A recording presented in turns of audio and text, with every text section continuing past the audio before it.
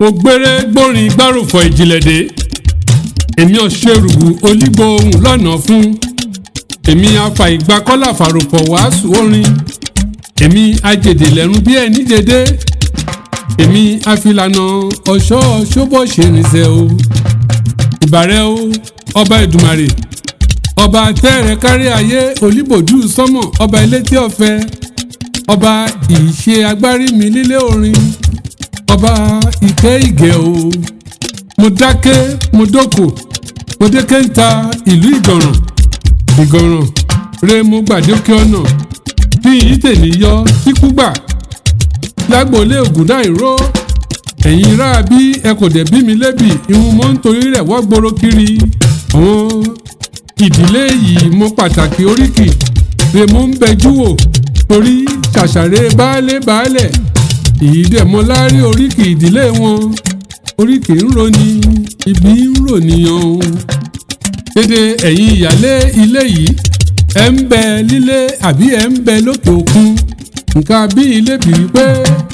ẹ súnmọ́ àwọn àgbà yìí mọ oríkì ìdílé yín àti tọkọ yín dán ẹ̀yin gidi kò dẹ̀ fèsì ẹ̀yin ọ̀dọ́ ìwòyí nǹkan bí ilé bì wípé ẹ súnmọ́ àwọn àgbà yìí mọ oríkì ìdílé yín dán àṣà Yorùbá ń parẹ́ lọ o a ò má gbọ́dọ̀ jẹ́ kéde wa kó parun ṣé ẹ ń sọ èdè Yorùbá sáwọn ọmọ yín nílé lókè òkun níṣẹ́ mo máa bẹbí wo yìí bó o pòwe lọ́dọ̀ ọmọ wòyí bó o pé màálù ikò nírù kí àrò ọmọ wòyí máa kó wà ní sábó kàkà kó pé Èdùmàrè ń bá a lè ṣin gẹ́gẹ́ bí wọ́n ti ń wí láti pilẹ̀ èdè Yorùbá kò má gbọ́dọ̀ parun o èdè Ẹ̀gbá kò má gbọ́dọ̀ wo okun o ìbà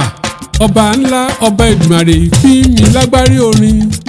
tó bọ̀ wálé Ṣówándé mojúbà rẹ o bàbá aláròfọ̀ Ẹ̀gbá èdè wa àṣà wa kò má gbọ́dọ̀ wo okun o àbí tó ń ṣe yí pé ẹ̀ ń ka oríkì sí tèṣù èdè wa rẹ ìdánimọ̀ níbi gbogbo èdè Yorùbá kò gbọ́dọ̀ parun o àṣà Yorùbá kò gbọ́dọ̀ wo okùn oríkì rẹ̀ ń tọ́ka sí ibi ònìyàn ti ṣẹ̀ wá